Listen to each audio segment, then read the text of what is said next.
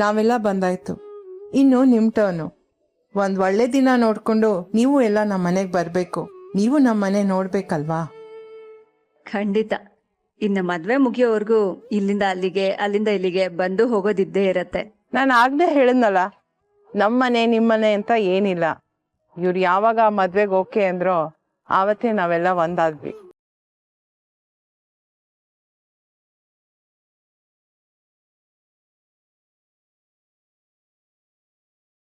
ಸರಿ, ನಾವಿನ್ ಹೊರಡ್ತೀವಿ. ಎಲ್ಲ ತುಂಬಾ ಚೆನ್ನಾಗಿ ನಡೆಸ್ಕೊಟ್ರಿ. ತುಂಬಾ ಖುಷಿ ಆಯ್ತು. ನಮಸ್ಕಾರ. Thank you. ನಿಮಗ್ ಖುಷಿ ಆಯ್ತಲ್ಲ, ಅದೇ ನಮಗ್ ಸಂತೋಷ. ಹೊರಡ್ ಬನ್ನಿ. ಬರ್ತೀನಿ ಮಾವ. ಬರ್ತೀನತ್ತೆ. ಶ್ವೇತಾ, ಬಾಯ್.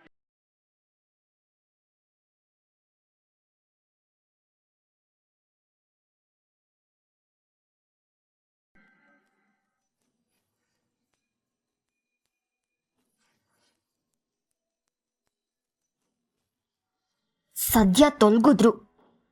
ನನಗಾಗ್ತಿರೋ ಟೆನ್ಷನ್ಗೆ ಇಷ್ಟೊತ್ತು ಇವ್ರುಗಳ ಮುಂದೆ ಹಲ್ ಬಿಟ್ಕೊಂಡು ನಿಂತಿದ್ದಿತ್ತೆ ಜಾಸ್ತಿ.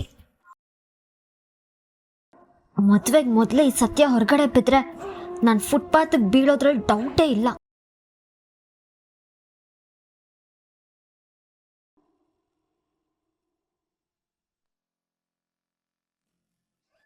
ಚಂಪಾ, ಇವ್ರನ್ನೆಲ್ಲ ಊಟ ಕರ್ಕೊಂಡೋಗು. ಊಟ ಆಗಿಲ್ಲ ಇವ್ರದಾರ್ದು. ಹೋಗಿ. ಅಬ್ಬಾ, ಇವಾಗ ಉಸಿರು ಬಂತು ರೀ. ನಿನ್ನೆಯಿಂದ ಒಂದೇ ಸಮ ಒದ್ದಾಡಿ ಒದ್ದಾಡಿ ಸಾಕಾಗೋಗಿತ್ತು. ಎಲ್ಲ ಚೆನ್ನಾಗಿ ನಡೀತಲ್ವಾ? ನಡೀರಿ. ನೀವಿಬ್ರು ಏನಾದ್ರು ಹೊಟ್ಟೆಗೆ ಹಾಕೊಳ್ಳೋ ಹಾಗಿದ್ರೆ ಹಾಕೊಳ್ಳಿ, ಅಥವಾ ಒಂದ್ ಅರ್ಧ ಗಂಟೆ ರೆಸ್ಟ್ ಮಾಡ್ತೀನಿ ಅನ್ನೋ ಹಾಗಿದ್ರೆ ರೆಸ್ಟ್ ಮಾಡ್ಕೊಳ್ಳಿ. ನಂಗಂತೂ ಊಟ ಗಿಟ ಏನು ಬೇಡಪ್ಪ, ರೆಸ್ಟ್ ಮಾಡಿದ್ರೆ ಸಾಕಾಗಿದೆ. ನಾನೊಂದು ಅರ್ಧ ಗಂಟೆ ರೆಸ್ಟ್ ಮಾಡಿ ಮಿಕ್ಕಿದೆಲ್ಲ ಆಮೇಲೆ. ನನಗೂ ಅಷ್ಟೇ, ಊಟನೂ ಬೇಡ ಏನೂ ಬೇಡ, ಎಲ್ಲ ಒಂದ್ಸಲ ಅಚ್ಚುಕಟ್ಟಾಗಿ ಮುಗಿದ್ರೆ ಸಾಕಾಗಿತ್ತು. ನಂಗಂತೂ ಇಲ್ಲಪ್ಪ. ಮಗಳ ಎಂಗೇಜ್ಮೆಂಟ್ ಮುಗಿದಿದ್ದ ಖುಷಿನಲ್ಲಿ ಒಂದ್ ಎಕ್ಸ್ಟ್ರಾ ಹೋಳಿಗೆ ಹಾಕೊಂಡು ಹೊಟ್ಟೆ ಬರ್ತಿ ಊಟ ಮಾಡ್ತೀನಿ. ತುಂಬಾ ಮನಸ್ಸು ಹಗುರ ಆಯ್ತು. ಭೂಪತಿ ನಿಜವಾಗ್ಲೂ ಟ್ರೂ ಜೆಂಟಲ್ಮ್ಯಾನ್ ಅಲ್ಲ, ಒಂಚೂರು ದೊಡ್ಡಸ್ಕೇನೆ ಇಲ್ಲ. Is very down to earth. ಹೌದು ರೀ, ಅವನು ನಮ್ಮ ಪಾಪು ಹಾಗೆ ಹಠಕ್ ಹಠ, ಕೋಪಕ್ ಕೋಪ ಅಂತ ತೋರ್ಸೋನಾಗಿದ್ರೆ ತುಂಬಾ ಕಷ್ಟ ಆಗಿರ್ತಿತ್ತು. ಇವನು ನೋಡ್ತಾ ಇರಿ, ನಗ್ನಗ್ತಾನೆ ನಮ್ಮ ಪಾಪನ್ ಸರಿ ಮಾಡ್ಬಿಡ್ತಾರೆ. ಬನ್ನಿ.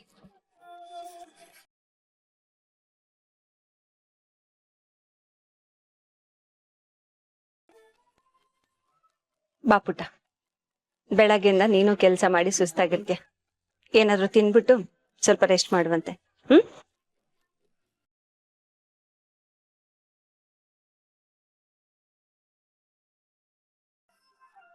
ಬೇಟೆ, ನಮ್ದು ಕೆಲಸ ಎಲ್ಲ ಮುಗೀತು, ನಾವು ಹೋಗಿ ಬರ್ತೀವಿ. ಸಂಬಳ ಸಿಕ್ತಲ್ವಾ? ಊಟ ಮಾಡಿದ್ರಿ ತಾನೆ? ಹಾಗೆ ಹೋಗ್ತಿಲ್ಲಲ್ವಾ? ಅರೆ ಬೇಟಿ, ನಮ್ದು ಎಲ್ಲ ಊಟ ಆಯ್ತು. ನೀನು ಹೋಗಿ ಸ್ವಲ್ಪ ಹೊಟ್ಟೆಗೆ ಏನಾರ ತಿನ್ನು.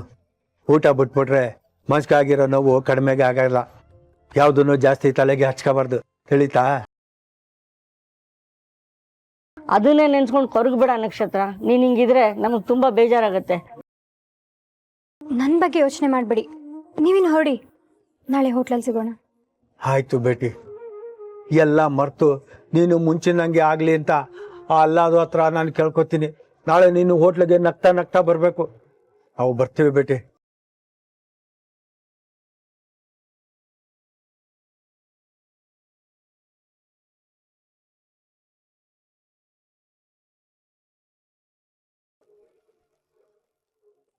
ಒಂದೇ ದಿನ ಇರೋದು, ಎಷ್ಟು ಮಾಡ್ತೀವೋ ಎಷ್ಟು ಬಿಡ್ತೀವೋ ಅಂತ ಭಯ ಆಗಿತ್ತು. ಎಲ್ಲಿ ಮುಜುಗ್ರ ಆಗ್ಬಿಡುತ್ತೋ, ಅರೇಂಜ್ಮೆಂಟ್ಸ್ ಅರ್ಧಂಬರ್ಧ ಆಗಿ ಬೀಗ್ರ ಏನ್ ಅನ್ಕೊಂಡ್ಬಿಡ್ತಾರೋ ಅಂತ ಯೋಚನೆ ಆಗಿತ್ತು. ಥ್ಯಾಂಕ್ ಗಾಡ್ ಎಲ್ಲ ಅಚ್ಚುಕಟ್ಟಾಗಾಯ್ತು. ನಂಗೂ ಅಷ್ಟೆ, ಇವಾಗ ನಿರಾಳ ಆಗ್ತಾ ಇದೆ. ಎಲ್ಲಿ ಏನ್ ಎಡವಟ್ ಆಗತ್ತೋ ಅಂತ ಭಯ ಆಗ್ಬಿಟ್ಟಿತ್ತು ಗೊತ್ತಾ. ಇದ್ರ ಮಧ್ಯೆ ರಿಂಗ್ ಬೇರೆ ಕಳ್ದೋಗ್ಬಿಡೋದ. ಅವ್ರಿಗಿಂತ ಜಾಸ್ತಿ ಪಾಪು ಎಲ್ಲಿ ರಂಪ ಮಾಡ್ಬಿಡ್ತಾಳೋ ಅಂತ ನಂಗೆ ಭಯ ಆಗಿತ್ತು. ಸದ್ಯ ಸಿಕ್ತು. ಸ್ವೀಟಿ ತುಂಬಾ ಲಕ್ಕಿ. ಭೂಪತಿ ತರ ಜೆಂಟ್ಲ್ಮನ್, ಸಾಫ್ಟ್ ಹುಡುಗ, ಶಕುಂತಲಾ ದೇವಿಯವ್ರ ತರ ಪ್ರೀತಿಸೋ ಅತ್ತೆ ಸಿಕ್ಕಿದ್ದಾರೆ. ಮದ್ವೆ ಆದ್ಮೇಲೆ ಅವಳು ತುಂಬಾ ಸಂತೋಷವಾಗಿರ್ತಾಳೆ. ಆ ಸುಖ ಸಂತೋಷದ ಮಧ್ಯೆ ನಮ್ಮನ್ ಮರಿಲಿಲ್ಲ ಅಂದ್ರೆ ಸಾಕು. ಸುಮ್ನಿರಣ, ಹಾಗೆಲ್ಲ ಏನೂ ಆಗಲ್ಲ. ನಿಮ್ಮನ್ನ ಇನ್ನೂ ಜಾಸ್ತಿ ನೆನೆಸ್ಕೊಂಡು ಹತ್ರ ಆಗ್ತಾಳೆ.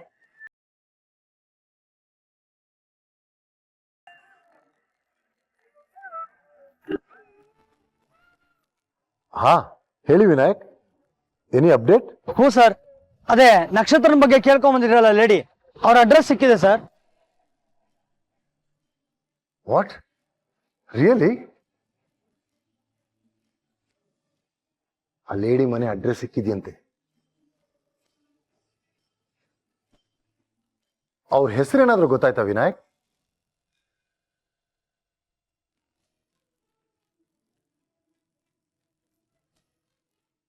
ಮೊದ್ಲೆಲ್ಲ ಚೆನ್ನಾಗಿತ್ತಲ್ವಾ ದೇವ್ರೆ?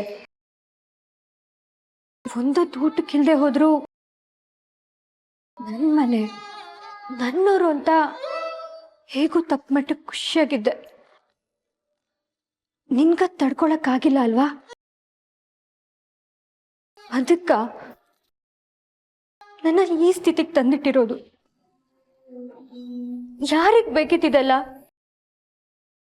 ಸತ್ಯ ತಿಳ್ಕೊಂಡು ನನ್ಗೇನ್ ಸಿಕ್ತು? ಇರೋ ನೆಮ್ಮದಿನೂ ಕಳ್ಕೊಂಡೆ ಬಿಟ್ರೆ ಬೇರೇನೂ ಸಿಗ್ಲಿಲ್ಲ. ಇಷ್ಟು ದಿನ ನಾನೊಬ್ಳು ಅನಾಥೆ, ನನಗ್ ಯಾರು ಇಲ್ಲ ಅಂತ ಕೊರಗ್ತಿದ್ದೆ. ನೀನ್ ದೊಡ್ಡ ಮನ್ಸ್ ಮಾಡಿ ನೀನ್ ಅನಾಥೆ ಅಲ್ಲ, ನೀನ್ ಹೆತ್ತವರಿದ್ದಾರೆ ಅಂತ ತಿಳಿಸ್ಕೊಟ್ಟೆ. ಹ್ಞೂ ಸರ್, ತುಳಸಿ ಅಂತ. ನಾನು ಅವ್ರ ಅಡ್ರೆಸ್ನ ನಿಮಗೆ ಮೆಸೇಜ್ ಮಾಡ್ತೀನಿ. Thank you so much Vinayak, ತುಂಬಾ ಹೆಲ್ಪ್ ಆಯ್ತು. Okay sir, no problem.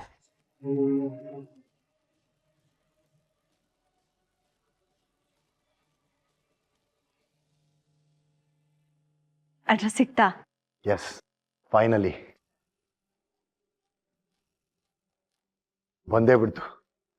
ಇನ್ನು ನಕ್ಷತ್ರನ್ ಪೇರೆಂಟ್ಸ್ನ ಹುಡ್ಕೋದ್ರಲ್ಲಿ ಕಷ್ಟ ಆಗಲ್ಲ.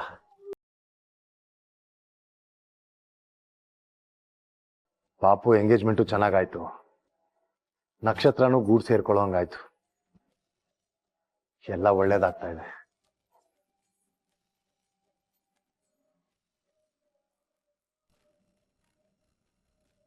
ಸಂತೋಷ. ಆದ್ರೆ ಆದ್ರೆ ಏನ್ ಸಿಕ್ತು?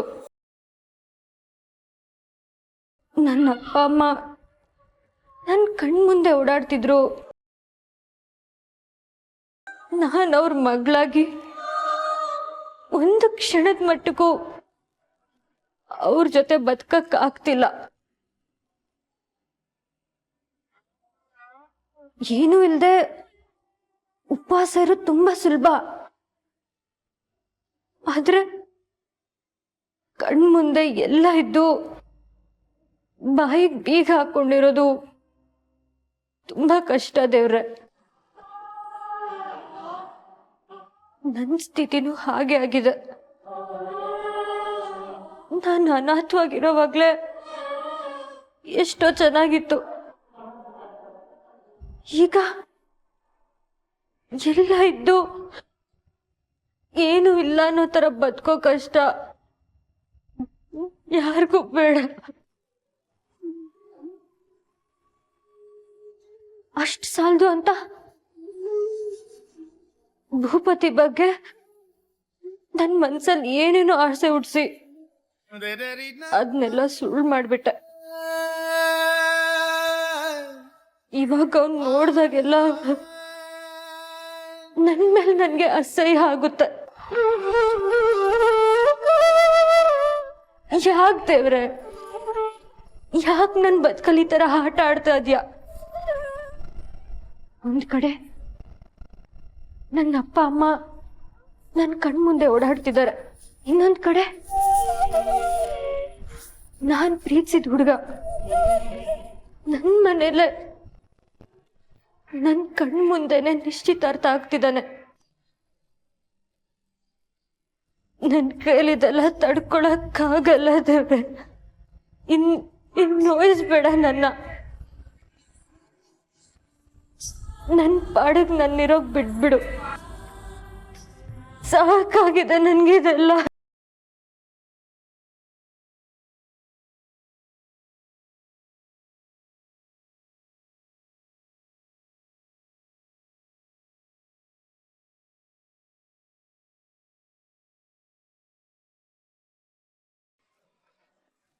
ಹೌದು, ನಕ್ಷತ್ರ ಎಲ್ಲಿ? ಅಡುಗೆಯವ್ರ ಜೊತೆ ಮಾತಾಡ್ತಾ ಇದ್ಲು.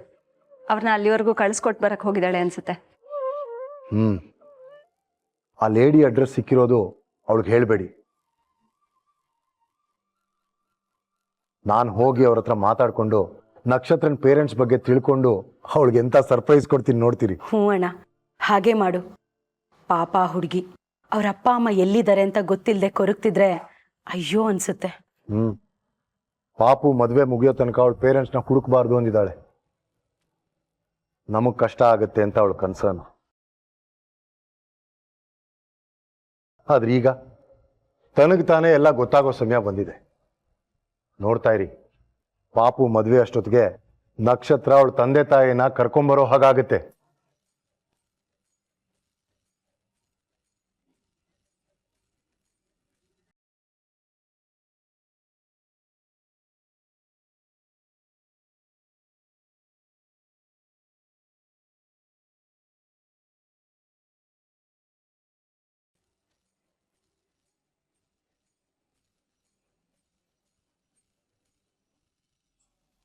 ಈ ಮನುಷ್ಯ ಏನಕ್ಕೆಷ್ಟು ಎಕ್ಸೈಟ್ ಆಗಿ ಹೋಗ್ತಿರೋದು?